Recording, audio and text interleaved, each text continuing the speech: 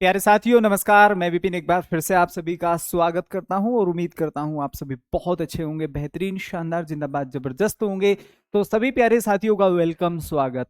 तो प्यारे दोस्तों, एक शानदार और बेहतरीन टॉपिक लेकर मैं आप सभी लोगों के सामने उपस्थित हूं। तो प्यारे साथियों, आज जो हमारा टॉपिक होने वाला है दैट इज एडवांस वर्ब। तो जैसा कि आप सभी लोगों की डिमांड थी कि सर एडवांस वर्ब टॉपिक भी रह रहा है, तो उसको भी आप हमें पढ़ा दीजिए। तो आज एडवांस टॉपिक लेकर या फिर एडवांस वर्ब टॉपिक लेकर मैं आप सभी लोगों के सामने उपस्थित हूं। तो सभी प्यारे साथियों का वेलकम, स्वागत। सभी लोग एक बार जल्दी से क्लास से जुड़ जाएंगे। The Subhash, good morning sir. बाकी लोग भी एक बार जल्दी से फटाफट कमेंट करेंगे। तो प्यारे दोस्तों, जैसा कि आप सभी लोग जानते हैं कि लगभग हमारा सिलेबस निपट गया है, खत्म सा ही हो गया है। तो अभी इसमें हमारा क्लॉज टेस्ट बचा हुआ है जो कि 5 नंबर का आता है, और इसके साथ साथ ठीक है भाई, एक टॉपिक और बचा हुआ है जिसे हम कहेंगे क्वेश्चन टैग। ठीक है, बाकी मैं आप लोगों से आज फिर डिस्कस कर लूंगा, ठीक है, अबाउट द सिलेबस। और जो जो चीजें हमारी रह गई उनको हम फटाफट क्लियर करेंगे और फटाफट उनको निपटाएंगे। उसके बाद मेरे प्यारे दोस्तों, आगे की जो रणनीति है, practice set, chapter wise practice set, उनको हम मेरे प्यारे भाइयों ठीक है पढ़ने की पूरी पूरी कोशिश करेंगे और उनको बहुत अच्छा और बहुत अच्छे से प्रैक्टिस करने की पूरी कोशिश करेंगे। तो सभी प्यारे साथी एक बार जल्दी से फटाफट क्लास से जुड़ जाइए। सौरभ राजपूत, हाँ भाई, फरीद अहमद, जैन सर, हाँ भाई, कृष्णा, गुड मॉर्निंग सर। बाकी लोग भी जल्दी से फटाफट कमेंट करिए। तो मैंने आप लोगों को वर्ब बेसिक तो पढ़ा दिया था, जिसमें हम लोगों ने सिंगुलर और प्लूरल वर्ब की बहुत अच्छे से नॉलेज ली थी, जिसमें हमने ये सीखा था कि सिंगुलर वर्ब कहाँ आती है, प्लूरल वर्ब कहाँ आती है। ठीक है, कौन से ऐसे हमारे वर्ड्स हैं जिनके साथ हम सिंगुलर वर्ब का प्रयोग करेंगे, कौन से ऐसे शब्द हैं जिनके साथ हम प्लूरल वर्ब का प्रयोग करेंगे। All these things we have read, ठीक है भाई, in the topic of verb basic. Today we are going to read advance verb. Advance verb में क्या पढ़ेंगे प्यारे दोस्तों, वो सारी बातें we are going to discuss in this class. ठीक है, so see the first slide here. तो ये हमारी पहली स्लाइड है। तो एडवांस वर्ब,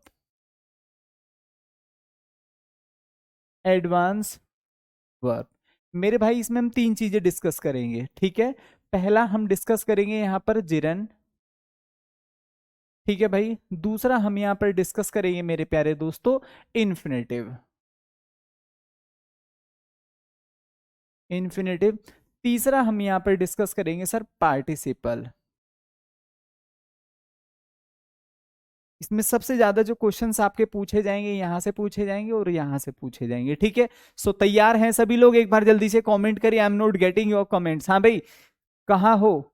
ठीक है, जैसे जैसे एग्जाम पास में आ रहा है वैसे वैसे मुझे लग रहा है कि आप सब लोगों का उत्साह ठीक है ना कम होता जा रहा है। ठीक है सर, गागर में सागर जो बुक है वो इंग्लिश एडिशन में भी आएगी या नहीं भाई, एक बार मैं ये पता करके बताऊंगा हिमांशी कि इंग्लिश में भी डेफिनेटली होगी। इंग्लिश में भी ऐसा नहीं कि नहीं होगी, क्योंकि मैथ्स भी हिंदी और इंग्लिश दोनों में होगा, और जीएस भी ऐसा ही होता है और रीजनिंग भी ऐसा ही होगा।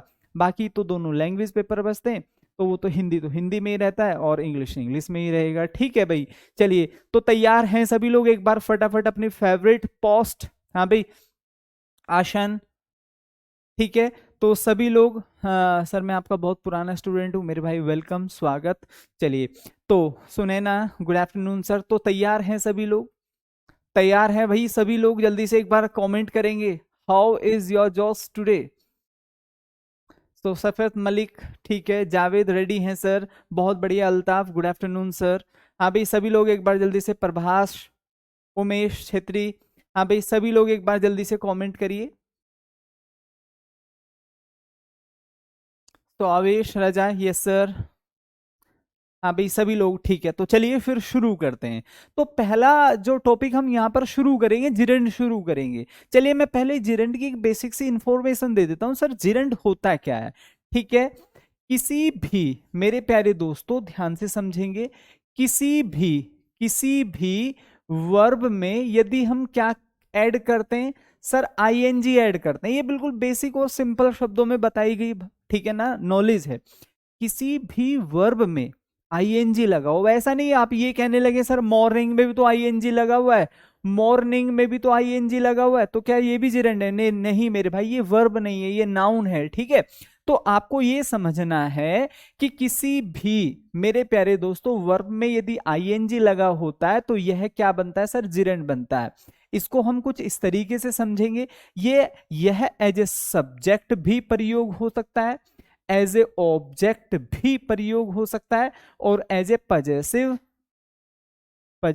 वर्ब की तरह भी प्रयोग हो सकता है। तो तीन बातें हमने यहां से सीखी और समझी कि भैया हम जिरंड पढ़ने जा रहे हैं। सर जिरंड क्या होता है? किसी भी वर्ब में यदि आप आईएनजी का प्रयोग करते हैं तो वह जिरंड बन जाती है, और ये जो आईएनजी वाली वर्ब होती है इसको हम कई तरीके से प्रयोग कर सकते हैं, सब्जेक्ट की तरह, ऑब्जेक्ट की तरह, और एज ए पजेसिव वर्ब। यहां तक अगर आप लोगों को लग रहा है भैया बिल्कुल समझ में आ गया, ये वाली बात, ये वाली बात और ये तीनों बात, ठीक है, अगर ये क्लियर है तो ही आगे की चीजें क्लियर हो पाएंगी, अदरवाइज नहीं हो पाएंगी। ठीक है, हाँ भाई साक्षी, सैयद, हाँ भाई सभी लोग, हाँ भाई Shahid Ahmad Bhatt, sir I am Kashmiri, ठीक है मेरे भाई, वेलकम, स्वागत। तो कोई यहां तक किसी भी व्यक्ति को इतनी सी बात में कोई डाउट मुझे नहीं लगता होना चाहिए, ठीक है, क्योंकि बहुत छोटी सी बात है। हाँ भाई सभी लोग,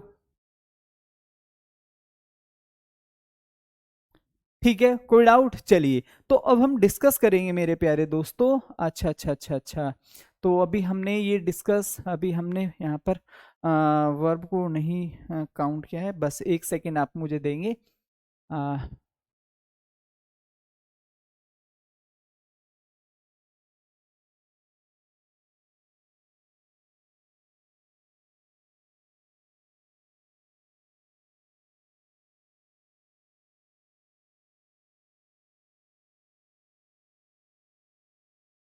ठीक है भाई, अब इसको जरा ध्यान से समझेंगे। जिरंड की हम बात कर रहे हैं, जिरंड वर्बल नाउन, ठीक है, इसको आप जरा ध्यान से समझेंगे।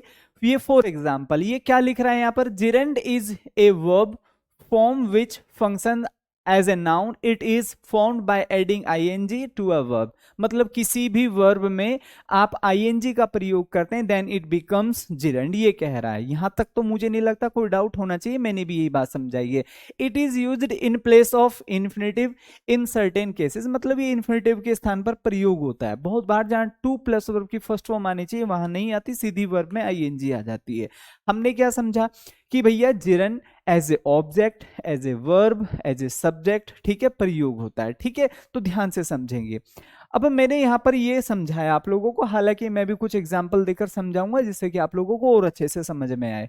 आई डू नॉट बिलीव, मेरे भाई ये क्या हो गया, ये हमारी वर्ब हो जाती है। वर्ब के बाद जितना भी सेंटेंस बचता है ये सब क्या बन जाता है मेरे दोस्त, ऑब्जेक्ट बन जाता है। आई होप कि यहां तक सभी को बात समझ में आ गई होगी कि मेरे भाई वर्ब के बाद जितना भी आगे सेंटेंस लिखा होता है वह सब ऑब्जेक्ट होता है। आई डू नॉट लाइक, ये हेल्पिंग वर्ब हो गई, ये सब्जेक्ट हो गया, ये मेन वर्ब हो गई, तो मेरे दोस्त ये क्या बचा, ये बचा सर ऑब्जेक्ट। क्या बचा मेरे भाई, यह ऑब्जेक्ट बचा। आई होप कि मेरी बात सभी को अच्छे से समझ में आ गई होगी। तो यहां पर ये जो वर्ब काम कर रही है एज ए ऑब्जेक्ट, वो मैं समझाऊंगा क्यों यहां आईएनजी आ रहा है, किस लिए हम यहां प्रयोग करें, वो सारी बातें डिस्कस करेंगे अभी later. She is used to, ये क्या होता है सर, हेल्पिंग वर्ब होता है। स्विमिंग, ठीक है मेरे दोस्त, आगे स्मोकिंग, अभी यहां भी वर्ब में आईएनजी लगा हुआ है, आप देख रहे होंगे ये एक सब्जेक्ट की तरह कार्य कर रहा है। किसकी तरह सर, सब्जेक्ट की तरह। सो यही बातें मैं आप लोगों से डिस्कस कर रहा था कि जिरंड जो होता है मेरे प्यारे दोस्तों, वह हमेशा सब्जेक्ट, ऑब्जेक्ट और पजेसिव केस की तरह कार्य करता है। अब मैं आपको समझाता हूं। मैंने यहां पर कहा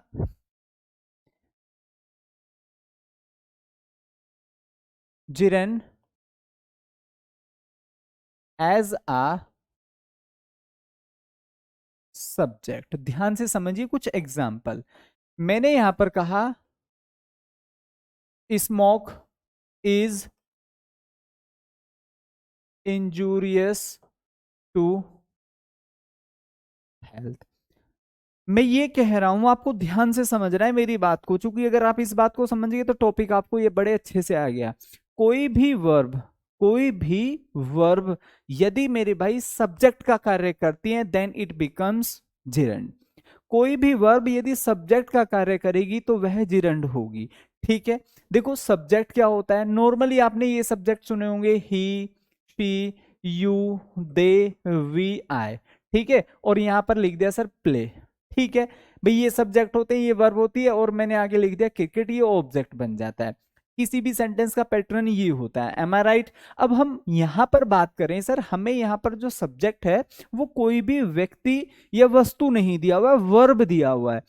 as I told you right away कि भैया जहां कोई भी वर्ब सब्जेक्ट का कार्य करे मेरे प्यारे दोस्तों, वह हमेशा क्या होता है, कभी आपने पढ़ा है स्मोकिंग इंजूरियस टू हेल्थ? कभी नहीं पढ़ा होगा।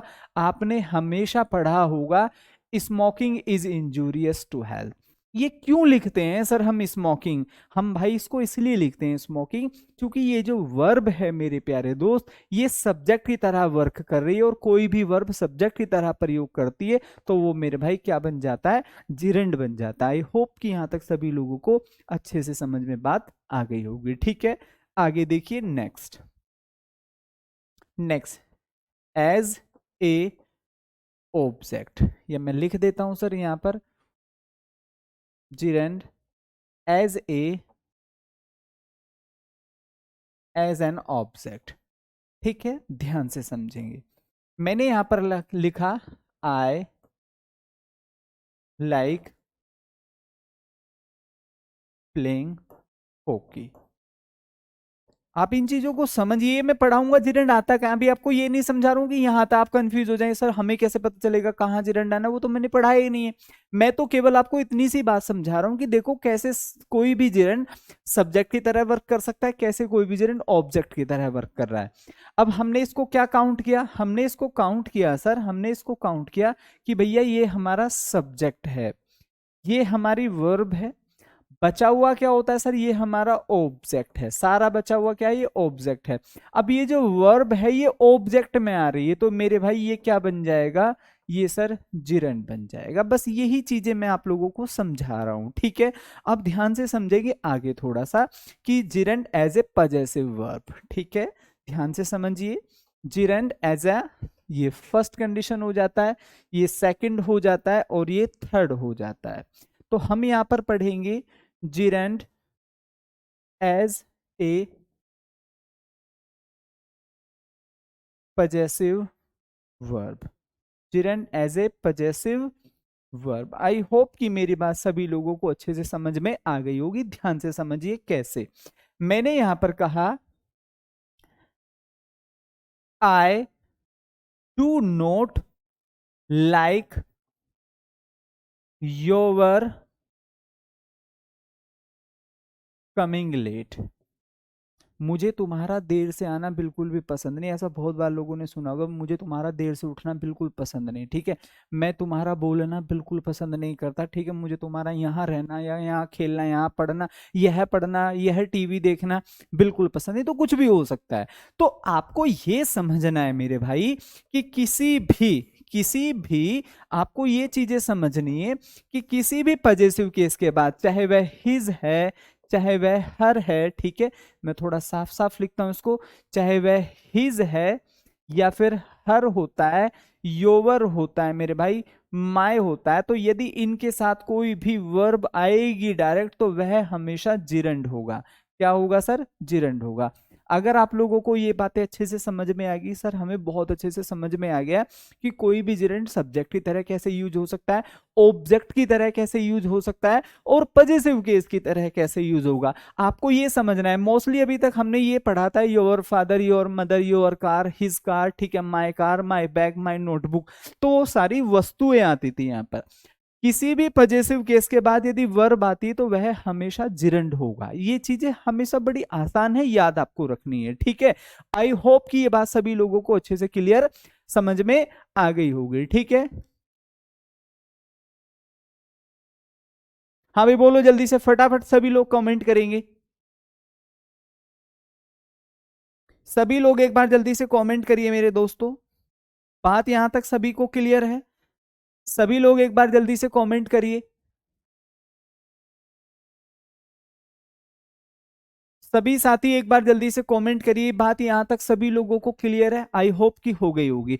अब हमने ये समझा कि कोई भी gerund as a object, as a subject, as a positive case प्रयोग कैसे होता है। अब मैं ये समझाऊंगा कि ये आते कहां पर है और क्यों आते हैं। ठीक है, ध्यान से समझिए। मैंने यहां पर लिखा पहला रूल सर, ठीक है।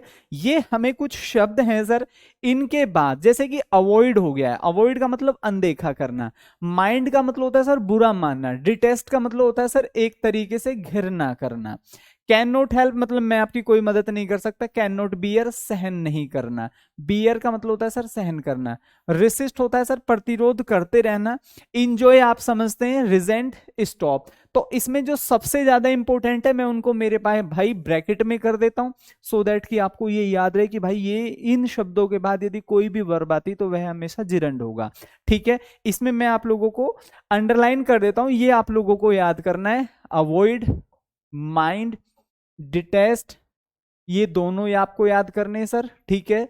इसमें इंजॉय आपको याद करना है, प्रीफर याद करना है, वर्थ का मतलब होता है काबिल, डेफर आपको याद करना है, स्टार्ट और स्टॉप आपको याद करना है, ठीक है मेरे प्यारे दोस्तों। कंसीडर आपको याद करना है, फिनिश आपको याद करना है, ठीक है भाई।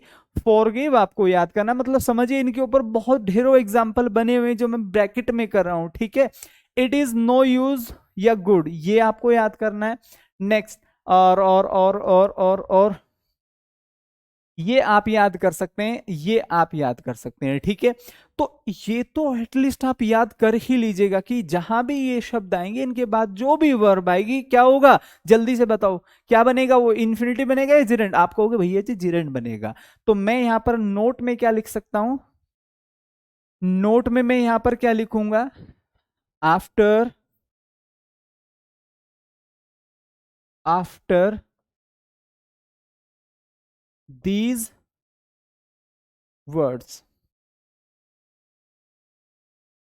gerund will be used, इन सभी शब्दों के बाद क्या हो जाएगा मेरे भाई, जिरंड का प्रयोग होगा। आपको ये समझना है सर इन शब्दों के बाद, दूसरे शब्दों में ये कुछ भी समझ में नहीं आ रहा हो तो ये याद रख लेना सर, इन शब्दों के बाद जो भी वर्ब आएगी उसमें हमेशा क्या आएगा, उसमें हमेशा आईएनजी आएगा, क्या आएगा मेरे दोस्त, उसमें हमेशा आईएनजी का प्रयोग होगा। आई होप कि मेरी बात समझ में आ गई होगी, कुछ एग्जाम्पल से समझते हैं, ठीक है। जैसे कि ही इज एडिक्टेड टू, अच्छा यहां पर एग्जाम्पल नहीं दिया हुआ है, ठीक है, हम एग्जाम्पल बनाते हैं, हम एग्जाम्पल बनाते हैं। मैंने यहां पर कहा it is no use of, it is no use of, मैंने यहां पर कह दिया प्रिपेयर,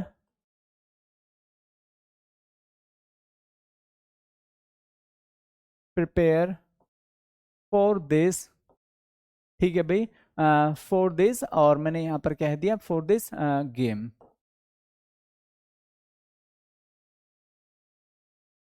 नेक्स्ट एक और देखिए सर, नेक्स्ट एग्जाम्पल क्या बनेगा, मेरे को जल्दी से बताओ क्या होना चाहिए, I do not, I do not mind ask any questions. चलिए एक और देखिए सर, मैंने यहां पर कहा next example, they prefer, they prefer play chess with their friends. Next एक और example, I can not help, I can not help to laugh in the, मेरे भाई इन द क्लास। अब कुछ बच्चे ना बड़े शैतान टाइप होते हैं क्लास में, मतलब हंसते ही हंसते हैं, ठीक है भाई, अभी तो नहीं है विश्वा, अभी तो नहीं आई है, ठीक है, अभी कोई नहीं आई है, इंग्लिश के लिए कोई नहीं है, ठीक है। चलिए तो वेरी सुन इस बार काम करेंगे। अब हमने क्या समझा, हमने इन शब्दों को पढ़ा, देखो ये आपको याद करने ही करने, जो ब्रैकेट में कर दिए एटलीस्ट वो तो आप याद कर ही लेना कि इनके बाद जो भी हमेशा वर्ब आएगी, आप सब कुछ भूल जाओ जो भी अभी तक आपने पढ़ा है, मैं बिल्कुल प्लेन शब्दों में आपसे बोल रहा हूं, जितना आपने पढ़ा सब भूल जाओ, ठीक है। याद रखोगे तो बहुत ही अच्छी बात है, और नहीं भी याद हुआ तो कोई घबराने वाली बात नहीं कि सर हमें तो पीछे का समझ में नहीं आया, हमें वो कम समझ में, उसकी कोई खास जरूरत भी नहीं है। वो तो ये है कि आप लोगों को टॉपिक समझाए जा रहे हैं, आपको समझ में आना चाहिए जिरेंड क्या होता है, ठीक है, how it works as a subject, how it works as an object, how it works as a possessive verb. वो एक अच्छी बात है, आपको आता है। लेकिन अगर आपने इतना भी पढ़ लिया ना कि भाई जहां भी ये शब्द आएंगे, इनके बाद जो भी वर्ब आएगी वह हमेशा आईएनजी में होगी, इतनी बात भी अगर आप पढ़कर बैठे तो ऐसा नहीं कि आपके किसी से कम नंबर आने वाले, बिल्कुल भी नहीं, ठीक है। ध्यान से समझिए। तो हमने इन शब्दों को पढ़ा, इन शब्दों को मेरे भाई मैंने यहां पर लिखा, आप इसको ध्यान से समझिए। नो यूज ऑफ पीछे लिखा हुआ है, ये शब्द मैंने अभी पीछे ब्रैकेट में आप लोगों को कराया था, ठीक है। ये शब्द हमने ब्रैकेट में किया था, ये शब्द हमने, ठीक है भाई, ब्रैकेट में किया था। तो हमने ये समझा था कि सर जहां भी इन शब्दों का हम प्रयोग करेंगे आफ्टर दीज वर्ड्स, मेरे प्यारे दोस्तों, हमेशा क्या होना चाहिए, हमेशा आईएनजी मोड होना चाहिए। तो हम यहां पर क्या लिखेंगे, प्रिपेयरिंग हो जाएगा, ठीक है। इन सभी शब्दों के बाद क्या हो जाएगा सर, आस्किंग हो जाएगा। इन्हीं सभी शब्दों के बाद क्या हो जाएगा, आईएनजी मोड आएगा, प्लेइंग हो जाएगा। इन्हीं शब्दों के बाद आईएनजी मोड आएगा, सर क्या हो जाएगा, लाफिंग हो जाएगा। अगर आपको मेरी बात समझ में आ गई है तो एक बार जल्दी से थम्स अप करके ये कह दो, sir we have got, sir clear है, इतना लिख के आप मुझे समझा दो, फिर मैं नेक्स्ट रूल पर चलता हूं। ये बहुत इंपॉर्टेंट रूल है, इसको बहुत अच्छे से पढ़ लेना। सब कुछ भी ना पढ़ पाओ फिर भी मैंने ब्रैकेट में कर दिया कि भैया इतना तो एटलीस्ट पढ़ लेना, क्योंकि क्वेश्चंस बन जाते हैं, ठीक है। चलिए, तो जल्दी से फटाफट मेरे को कमेंट करके बताइए, यहां तक सभी लोगों को क्लियर है? फटाफट जल्दी से कमेंट करिए। यस सर, ठीक है भाई। इकरा बहुत बढ़िया है, हृदय सर बिल्कुल क्लियर है, हिमांशी प्रिपेयरिंग आस्किंग प्लेइंग बहुत बढ़िया है, आईएनजी फॉर्म बहुत बढ़िया है, लीजा दास सर बिल्कुल क्लियर है, जय हिंद सीआईएसएफ द सुभाष, ठीक है। चलिए बहुत बढ़िया है, तो उम्मीद है यहां तक सभी को क्लियर हो गया होगा। पहला रूल तो ये कहता है, दूसरा रूल आप समझेंगे मेरे प्यारे दोस्तों, ठीक है। नोट द यूज ऑफ जिरेंड, इन्हीं सभी शब्दों के बाद, देखो मैं यहां पर, ठीक है भाई, इन्हीं सभी शब्दों को क्या लिखा हुआ है सर, ठीक है भाई, be is am are use to, पहला ये हो जाएगा। Next accustomed to, next averse to, next with a view to, next addicted to, devoted to, ठीक है, इन एडिशन टू, कोई खास जरूरी नहीं है, लुक फॉरवर्ड टू, ठीक है, ऑब्जेक्ट टू, ऑइंग टू, ये आपको मैं अंडरलाइन करके दे रहा हूं sir, given to most important है, बहुत बार बना है, ठीक है। आपको बाकी कुछ नहीं करना है ये, ठीक है। आपको ये याद कर लेना है कि इन सभी शब्दों के बाद भी, ठीक है, हम हमेशा जिरेंड का प्रयोग करेंगे। सर ये वहां पर क्यों नहीं पढ़ा है मेरे भाई, वहां इसलिए नहीं लिखा है इन शब्दों को क्योंकि वहां कॉमन वर्ड थे, ये जो है ये फिक्स्ड प्रीपोजिशंस के साथ वर्ड्स आए हैं कि इन सभी शब्दों के बाद हमेशा टू आएगा, और टू आएगा तो फिर इनका अर्थ बदल जाता है, ठीक है। जैसे कि यूज टू पास्ट के लिए भी आ सकता है, लेकिन अगर हम कहीं ये लिख दें इज, एम, आर और प्लस यूज्ड टू, तो इन शब्दों के बाद फिर हम हमेशा जिरेंड का प्रयोग करेंगे, ठीक है भैया। तो कैसे, ध्यान से समझो। जैसे हमने यहां पर देखा ही इज एडिक्टेड, एडिक्टेड तो आप समझते होंगे किसी भी चीज का आदी होना। स्मोक हैवीली, कुछ लोग देखा होगा आपने बातों बातों में, ठीक है, कई, ठीक है, बहुत सारी सिगरेट और बीड़ियां, ठीक है, निकल जाते हैं, होता है कि नहीं होता है, ठीक है। कुछ लोग स्मोकिंग के बहुत आदती होते हैं। तो हमने यहां पर क्या समझा, ही इज एडिक्टेड, हमने यहां पर पढ़ा कि भैया जहां भी एडिक्टेड आ जाएगा तो एडिक्टेड के बाद हमेशा जिरेंड आएगा, तो ये स्मोक नहीं होना चाहिए, क्या होना चाहिए, स्मोकिंग होना चाहिए। आप चाहें तो इसको ऐसे भी समझ सकते हैं, ठीक है, कि इन सभी शब्दों के बाद हम हमेशा जिरेंड का प्रयोग करेंगे। एक और देखिए, विद अ व्यू टू, इसका मतलब होता है कि दृष्टि से। जैसे हम बहुत बार बोल देते हैं भाई हम तो यार तुमसे मिलने के पर्पज से आए थे, इसका मतलब होता है एक उद्देश्य के साथ आना, ठीक है, किसी पर्पज के साथ आना। भाई हम तो यहाँ खेलने के पर्पज से आए थे, क्लियर। तो ये होता है के पर्पज के साथ आना, ठीक है। तो अब इसको जरा ध्यान से समझेंगे, जहां भी ये शब्द आएगा, ठीक है, इसके बाद हम किसका प्रयोग करेंगे, जिरंड का प्रयोग करेंगे। तो हमने यहां पर क्या देखा, विद आ व्यू, ये ऑफ हटा दीजिए, हम यहां पर क्या करेंगे sir, with a view to. तो इसको हम यहां पर लिखेंगे, तो ये क्या हो जाएगा sir, in place of study. तो हम यहां पर प्रयोग करेंगे मेरे प्यारे दोस्तों, STUDYING, स्टडिंग। आई होप कि यहां तक सभी लोगों को बात बड़े अच्छे से समझ में आ गई होगी। मोस्ट इंपोर्टेंट टाइम चल रहा है, ठीक है, आपके जीवन का। पूरी मेहनत और पूरी शिद्दत के साथ आगे बढ़ो। एक और देखो, is am are use to, लिखा है कि नहीं लिखा है मैंने, हाँ भाई लिखा है कि नहीं लिखा है, is am are use to, ठीक है सर, जहां भी आ जाएगा। भाई ऐसा तो है नहीं कि देखो आप मेहनत ही नहीं करना चाहते, तो सर हम कैसे याद करेंगे। जो बहुत, ठीक है ना, आप समझिए जो रेस्पॉन्सिबिलिटी उठाने के लिए, ठीक है, बिल्कुल तैयार है, ठीक है, जिसको बाय हुक और बाय क्रुक इस बार BSF, CRPF, CISF, ITBP, RR join करना ही है, ठीक है। उसके लिए शब्द कोई मायने नहीं रखते, उसके लिए बिल्कुल बहुत आसान काम है, ठीक है। क्यों, क्योंकि इससे बड़ी जिम्मेदारी तो वो उठाने के लिए बिल्कुल अपना मन बना चुका है।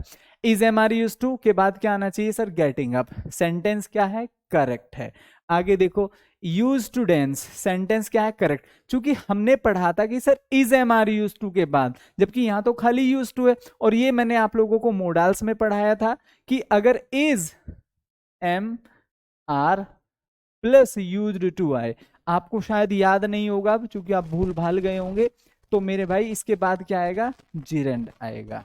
क्यों, चूंकि प्रेजेंट की हैबिट को बताता है। कितने लोगों को ये बात याद है जो मैंने वहां मॉडल्स में पढ़ाई थी। और यदि खाली हम किसका प्रयोग करते हैं, यूज्ड टू, तो हम हमेशा मेरे भाई सीधा किसका प्रयोग करेंगे, वर्ब की फर्स्ट फॉर्म। इन चीजों में थोड़ा अंतर समझ लीजिएगा, क्योंकि बहुत बार सीधे सीधे क्वेश्चन हमसे एग्जाम में पूछ लिए जाते हैं। तो आई होप कि यहां तक बात सभी को समझ में आई होगी, ठीक है। हाँ भाई, अब हम चलेंगे सर इन्फिनेटिव। तो कितने लोग ये कह रहे हैं सर, ये दो तीन बातें जो आपने हमें समझाई पढ़ाई, हमें बहुत अच्छे से क्लियर है, बहुत अच्छे से समझ में आ गई है, ठीक है। अब मैं एक बात और आप लोगों को पढ़ाना चाहूंगा, तीसरी कंडीशन। हमने दो कंडीशन पढ़ी है अभी तक जिरन में, तीसरी कंडीशन ये कहती है कि किसी भी प्रीपोजिशन प्लस हमेशा क्या होगा सर, हमेशा होता है सर जिरन। और ये बात मैंने आप लोगों को प्रीपोजिशन टॉपिक में भी, ठीक है भाई, विल बी यूज्ड, ये बात मैंने वहां भी आपको पढ़ाई थी। फॉर एग्जाम्पल मैंने यहां पर कहा ही, ठीक है भाई, ऑलवेज एब्सटेंस फ्रॉम, ठीक है भाई, गेट लेट।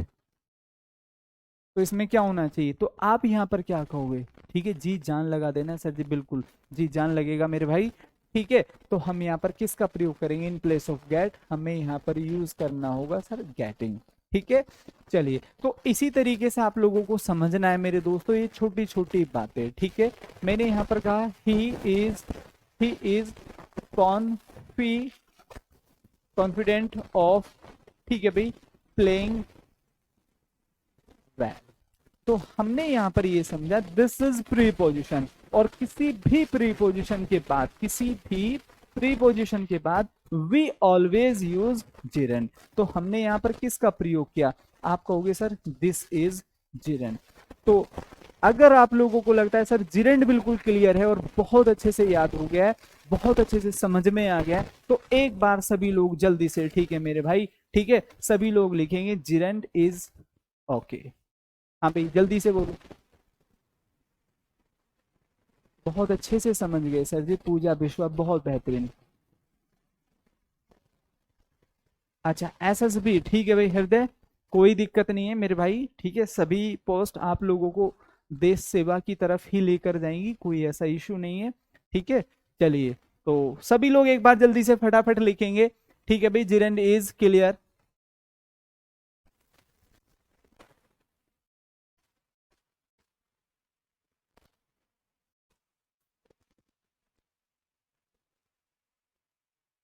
हाँ भाई अभी बोलिए, क्लियर है, जिरंड इज ओके। लीसा दास, ठीक है, आवाज भी ठीक है। आई होप कि अब आप सब लोगों को आवाज भी क्लियर समझ में आ रही होगी, ठीक है भैया। चलिए, तो अब हम पढ़ेंगे मेरे दोस्तों इन्फिनेटिव। इन्फिनेटिव क्या होता है, ध्यान से समझिए।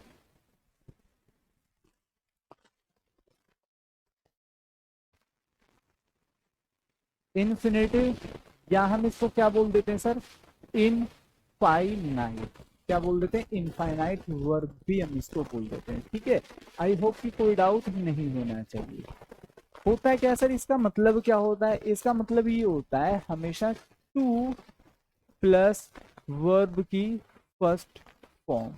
ठीक है, टू प्लस वर्ब की फर्स्ट फॉर्म। ठीक है भाई, हम यहाँ पर क्या बोलेंगे, इज कॉल्ड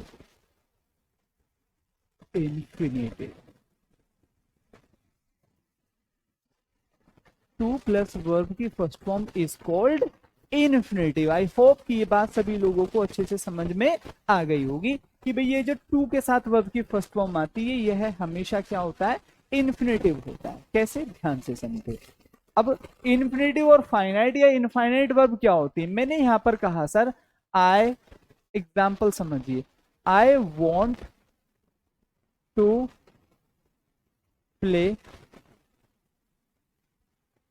हॉकी। ठीक है, ध्यान से समझेंगे। ये वॉन्ट यहां पर क्या लिखा हुआ है, इसको हम बोलेंगे फाइनाइट वर्ब। Finite verb. ये क्या है सर, इनफाइनाइट वर्ब। क्या लिखा हुआ है मेरे भाई, इनफाइनाइट। ठीक है भाई, इनफाइनाइट वर्ब। एक और सेंटेंस में लिखूंगा, मैंने यहां पर एग्जाम्पल में लिखा, I wanted to play hockey. अब आप एक बात देखिएगा, ठीक है, ये क्या हुआ सर, ये फाइनाइट वर्ब हो गया, फाइनाइट वर्ब। मैं फिर से क्या कहूंगा मेरे भाई, ये क्या है, इन्फिनेटिव या इनफाइनाइट वर्ब, इनफाइनाइट वर्ब। आपने देखा होगा सर, अभी भी हो रही है।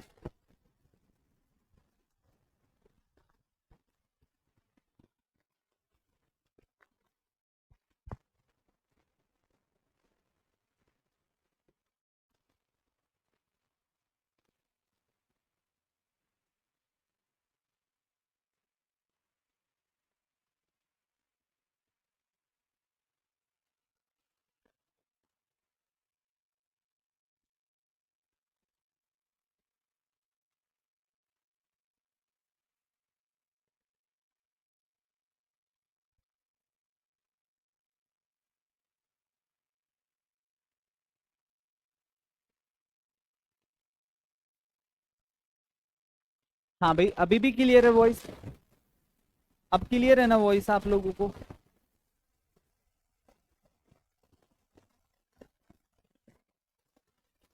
अभी बताइए क्लियर है, चलिए अब हम आगे बढ़ते हैं। तो ध्यान से समझेंगे मेरे भाई। तो हमने यहाँ पर समझा कुछ वर्ब ना चेंज हो जाती हैं। जैसे कि ऊपर आप देखिए, यहाँ वॉन्ट लिखा हुआ है, प्रेजेंट में है, आप कहोगे बिल्कुल है सर, यहाँ मैंने वॉन्टेड लिख दिया, सेंटेंस पास्ट में चला गया। आपने फिर भी एक बार देखा होगा, ठीक है, 100% क्लियर है सर।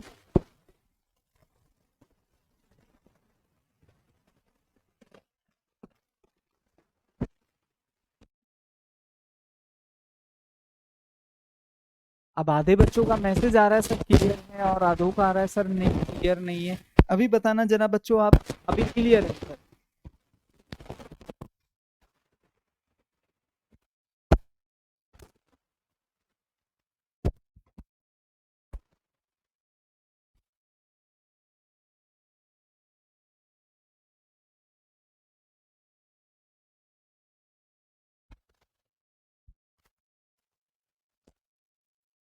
अभी भी क्लियर नहीं है मेरे दोस्तों, साउंड प्रॉब्लम कर रहा है सर। ठीक है भाई, मैं एक बार इसको फिर से, बाकी तो इसमें कुछ नहीं कर सकते क्योंकि ये वायर जब पुरानी हो जाती है शायद तब दिक्कत करती है।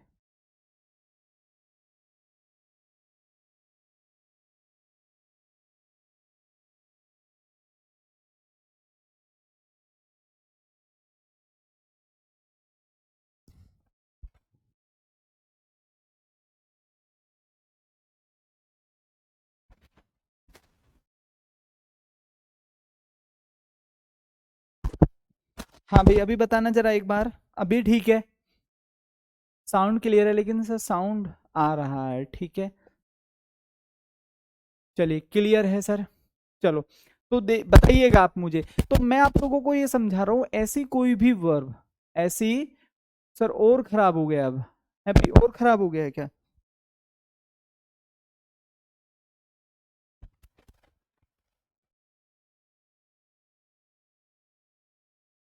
अब क्लियर है सर, क्लियर हो गया है, ठीक है। चलिए बहुत बेहतरीन।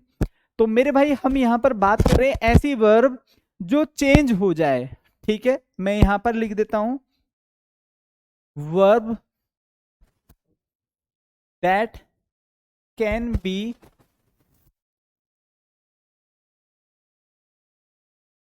चेंज्ड इज कॉल्ड, ध्यान से समझेंगे, फाइनाइट वर्ब, फाइनाइट वर्ब। ठीक है सर, ये पहली बात हो गई। दूसरी बात जरा ध्यान से समझेंगे, दूसरी बात जरा ध्यान से समझेंगे। Verb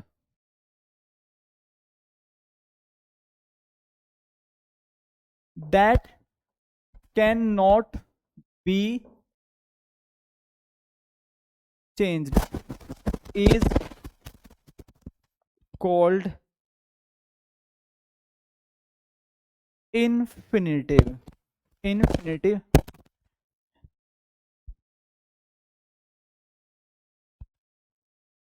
infinite verb।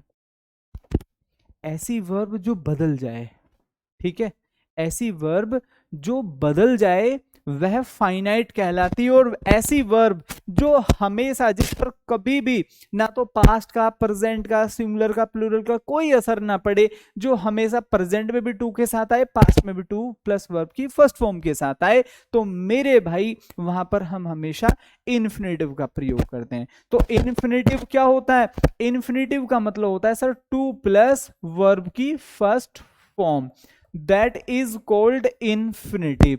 अब ये आता कहाँ है? आप लोगों को कुछ चीजें याद करनी है कि भाई इन्हीं सभी शब्दों के बाद हम हमेशा इन्फिनिटिव का प्रयोग करते हैं। कैसे? ध्यान से सुनिए। मैंने यहां पर लिखा शी कम्स, शी कम्स। अब देखो ये एक वर्ब है हियर टू स्टडी, ये क्या है सर? एक्टिव वॉइस, भाई वह यहाँ पढ़ने के लिए, बड़ी लाइक्स टू बी, ये क्या है सर? इन्फिनिटिव, ठीक है। ये क्या है मेरे भाई यहाँ पर? इन्फिनिटिव, ध्यान से समझेंगे। आगे देखिए, एवरीवन डिजायर्स टू बी, ये क्या है? इन्फिनिटिव, ठीक है। टू एरर इज, टू के साथ वर्ब की फर्स्ट फॉर्म, तो ये सभी क्या है यहाँ पर? इन्फिनिटिव है। ये सभी क्या है यहाँ पर? इन्फिनिटिव। आपको सिंपल ये याद रखना है, जो मैं आप लोगों को पढ़ाने जा रहा हूं, कि भाई ये वाला जो रूल, दे आर एग्री, ठीक है भाई। तो मैं यहाँ पर क्या लिख सकता हूँ? एग्री, ब्रैकेट में कर देता हूँ, एग्री, हैप्पी, ठीक है भाई, नीड, डेयर, होप, एक्सपेक्ट, उम्मीद करना, डिसीड, वॉन्ट, अभी मैंने पीछे आपको पढ़ाया, विश, रिफ्यूज, ईगर, उत्सुक, फेल आप जानते हैं, ग्लैड खुश होना, हैप्पी फिर से लिखे गया है, हियर का मतलब सुनना, और इजी। तो इन्हीं सभी शब्दों के बाद मैं सीधा यहां पर लिख देता हूं, क्या आएगा? टू प्लस वर्ब की फर्स्ट फॉर्म। क्या लिखा हुआ है सर? टू प्लस वर्ब की फर्स्ट फॉर्म। और ये कंडीशन क्या बनती है? ये कंडीशन बनती है सर इंफिनिटिव। तो मैं यहाँ पर या मैं ये भी तो लिख सकता हूं कि इन्हीं सभी शब्दों के बाद infinitive, infinitive will be used. तो इन्हीं सभी शब्दों के बाद हम हमेशा इन्फिनेटिव का प्रयोग करेंगे। ठीक है सर, साउंड में प्रॉब्लम है?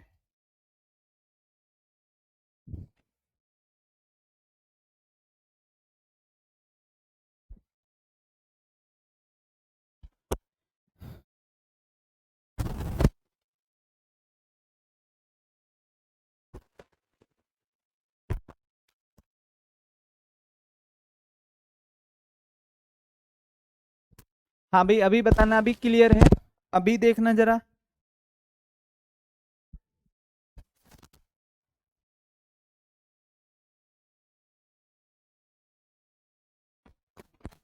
अभी देखना जरा भाई, जल्दी से बताओ।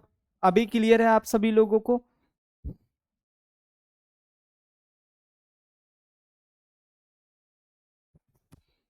हाँ भाई बोलो जल्दी से, क्लियर है ना सभी लोगों को? तो आप लोगों ने क्या देखा, इन्हीं सभी शब्दों के बाद इन्फिनेटिव का प्रयोग होगा। कैसे, ध्यान से समझेंगे। कुछ एग्जाम्पल्स दिए, नहीं दिए, शायद दिए हैं, नहीं दिए, नहीं दिए। तो हम यहां पर खुद एग्जाम्पल्स बना लेते हैं, ध्यान से समझो। मैंने यहां पर लिखा,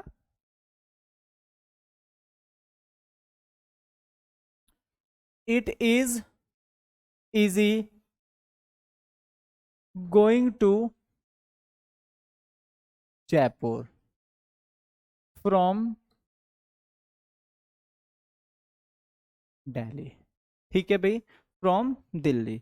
आगे देखिए एक और, मैंने यहां पर कहा नेक्स्ट एग्जाम्पल, वी एस्पेक्ट, ठीक है भाई, we aspect to reach there by EVENING। एक और देखिए यहां पर, हम इसी के ऊपर बना लेते हैं। मैंने यहां पर लिखा हैप्पी, हैप्पी के ऊपर बना लेते हैं मेरे प्यारे दोस्तों। मैंने यहां पर लिखा दे आर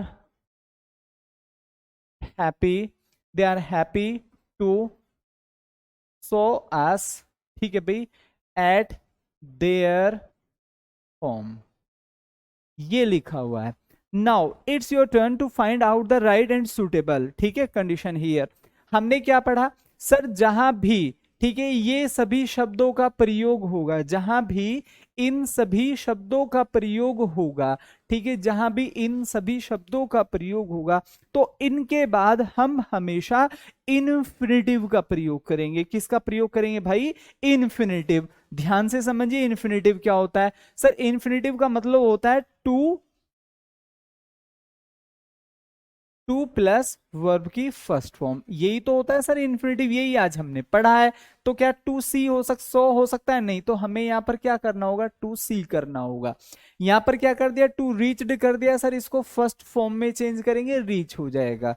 ऊपर वाली कंडीशन में हमने देखा गोइंग कर रखा है सर, जबकि क्या होना चाहिए? टू गो होना चाहिए।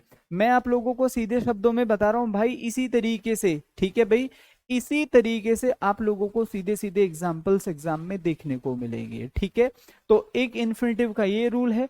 एक और इन्फिनेटिव में हम पढ़ेंगे, जहां हम हाउ टू का प्रयोग करते हैं, वहां हम पढ़ेंगे। और उसके बाद पार्टिसिपल में केवल एक ही बात आपको याद रखनी, पूरा टॉपिक खत्म, इससे बाहर कुछ नहीं पूछा जाएगा, ठीक है।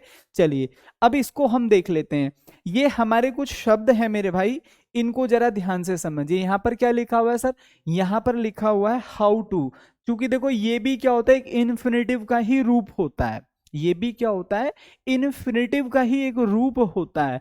तो हम यहां पर समझेंगे कि जहां भी हम नो की बात करते हैं, लर्न की बात करते हैं, एक्सप्लेन की बात करते हैं, टीच की बात करते हैं, डिस्कवर की बात करते हैं, वंडर आता नहीं है, शो की हम बात करते हैं, ठीक है, आस्क हो जाता है सर, रिमेंबर हो जाता है, फॉरगेट हो जाता है। तो इसको ही हम क्यों काटे, फिर इसको भी हम लिख लेते हैं कि भैया जहां भी ये शब्द आएंगे तो इनके बाद भी हम किसका प्रयोग करते हैं? इन्फिनेटिव। लेकिन आएगा क्या? हाउ टू और प्लस वर्ब की फर्स्ट फॉर्म। अगर आप इसको देखें तो ये भी एक इन्फिनेटिव का ही फॉर्म होता है। कैसे? ध्यान से समझिए। He knows how to write English, बिल्कुल ठीक है। तो हमने क्या देखा? नोज के बाद हाउ टू, मतलब ये भी अगर आप ध्यान से समझे ना, एक इन्फिनेटिव का ही रूप है, लेकिन हमें यहां हाउ टू का प्रयोग करना होता है इन्हीं सभी शब्दों के बाद। We taught him how to cook, ये भी क्या बनना है सर? एक इन्फिनेटिव बनना है। उम्मीद है मेरी बात यहां तक सभी को क्लियर समझ में आ गई होगी। इसको बहुत अच्छे से आप लोगों को याद रखना है, ठीक है, कि ऐसे कौन से शब्द हैं जिनके बाद हम हमेशा टू प्लस वर्ब की फर्स्ट फॉर्म का प्रयोग करेंगे, ऐसे कौन से शब्द शब्द हैं जिनके बाद हम हमेशा हाउ टू प्लस वर्ब की फर्स्ट फॉर्म का प्रयोग करेंगे, ऐसे कौन से शब्द हैं जिनके बाद हम जेरेंड का प्रयोग करेंगे। इस टॉपिक में हमने यही बातें हमने यहां पर अच्छे से सीखी हैं और समझी हैं, ठीक है भैया। चलिए, the teacher made the student to solve their, ये मेरे भाई बहुत इंपॉर्टेंट रूल है, ध्यान से समझेंगे। इसको हम बोलते हैं बेयर इन्फिनेटिव। ये नेक्स्ट रूल है इसी में, बेयर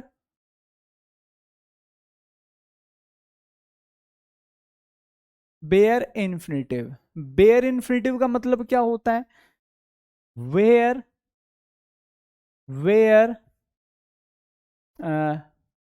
we use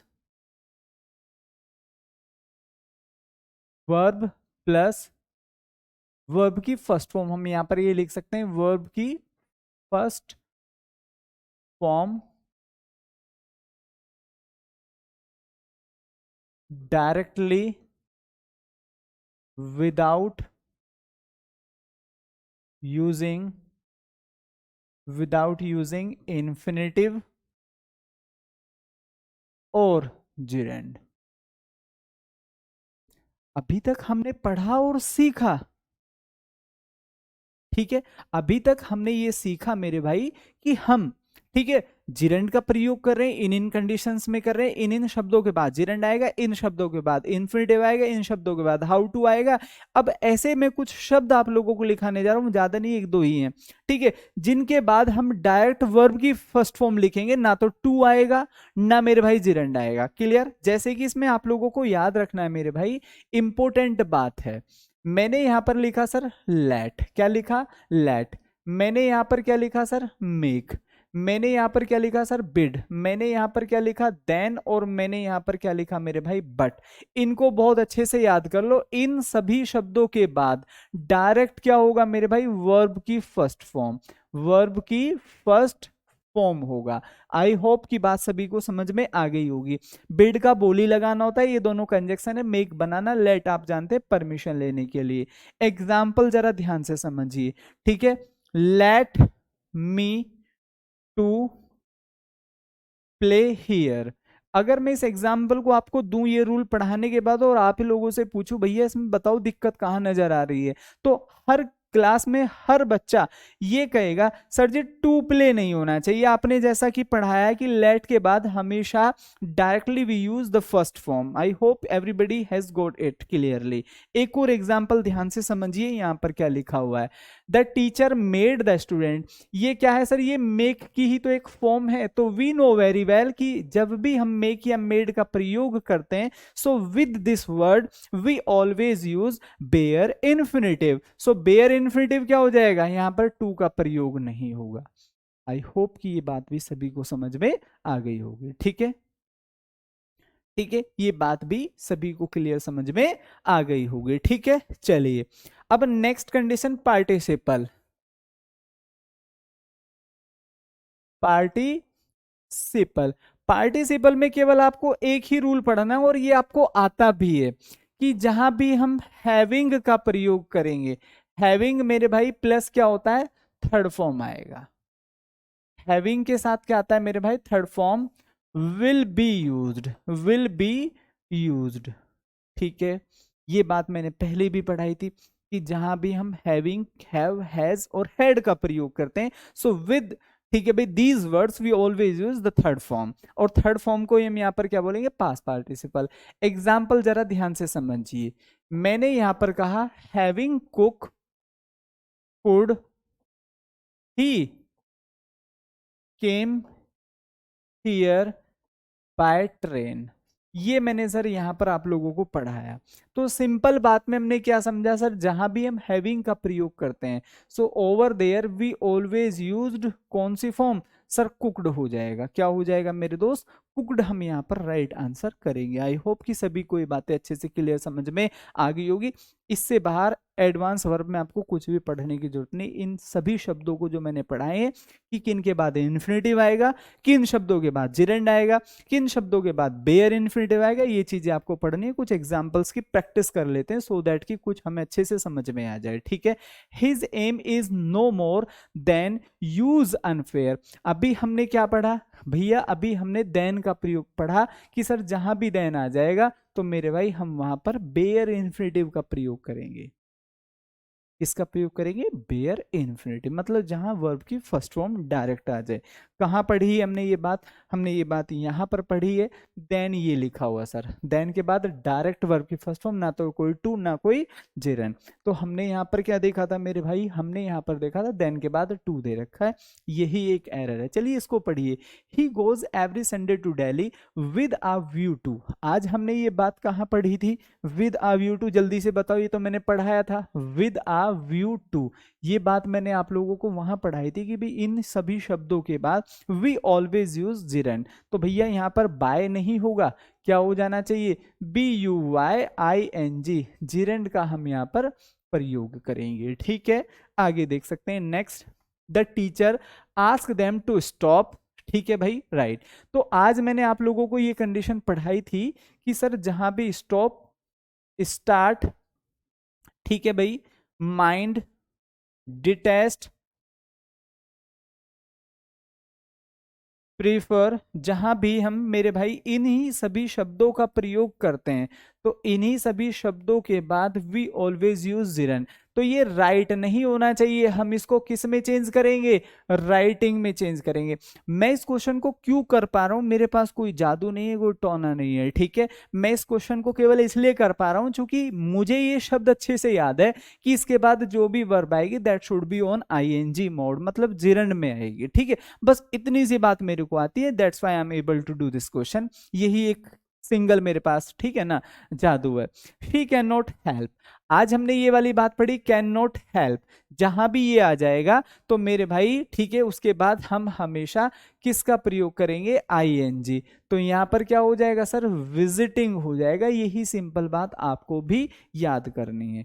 आगे बढ़िए next, you should always aim to achieve. देखो एम के बाद मैंने आप लोगों को ये प्रीपोजिशन में पढ़ाया था कि जहां भी हम एम की बात करेंगे तो उसके बाद हम हमेशा एट का प्रयोग करते हैं।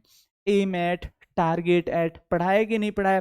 तो जब भी हम एम के बाद टारगेट का या फिर एम के बाद हम एट का प्रयोग करेंगे या टारगेट के बाद एट का प्रयोग करेंगे तो हमारा एम या टारगेट से कोई मतलब नहीं है, हमें मतलब है प्रीपोजिशन से। प्रीपोजिशन के बाद हमने क्या पढ़ा था, हमने क्या पढ़ा था, ठीक है मेरे प्यारे दोस्तों,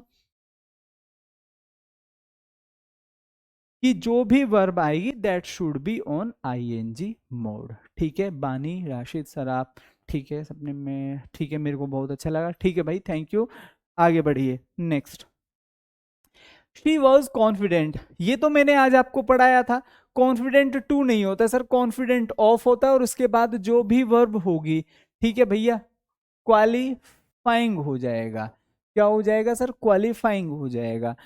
कॉन्फिडेंट के बाद हमेशा प्रीपोजिशन ऑफ आती है और उसके बाद ऑफ के बाद ही, तो आज मैंने लिखकर आप लोगों को पढ़ाया कि किसी भी प्रीपोजिशन के बाद we always use the first, sorry we always use gerund form. She was confident to, ये तो सेम वही क्वेश्चन हो गया जो अभी हमने पढ़ा, टू नहीं आएगा और इसमें हमें क्या लगा देना है, ING लगा देना है। आगे बढ़ सकते हैं next, the civilian were prohibited. तो प्रोहिबिटेड, एब्सटेन, रिफ्रेन, इनके बाद हम हमेशा कौन सी प्रीपोजिशन का प्रयोग करते हैं, फ्रॉम। कौन सी वर्ब आनी चाहिए सर, ATTENDING।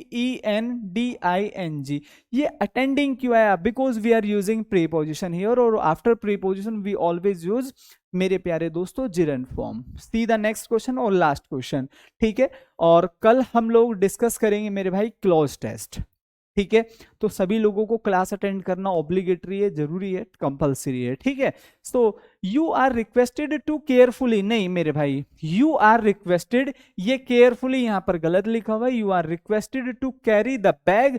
अब ये यहां पर लिखा जाएगा केयरफुली, हालांकि ये यहां का क्वेश्चन नहीं है, ये एडवर्ब का है, ठीक है भैया। तो बात सभी लोगों को उम्मीद है समझ में आ गई होगी।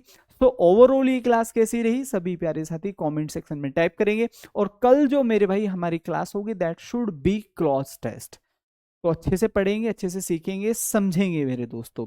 तो ओवरऑल ये क्लास कैसी रही सभी साथी एक बार जल्दी से कमेंट सेक्शन में टाइप करिए, how did you find this session. मिलते हैं तो फिर कल, तब तक के लिए bye bye, see you tomorrow, जय हिंद।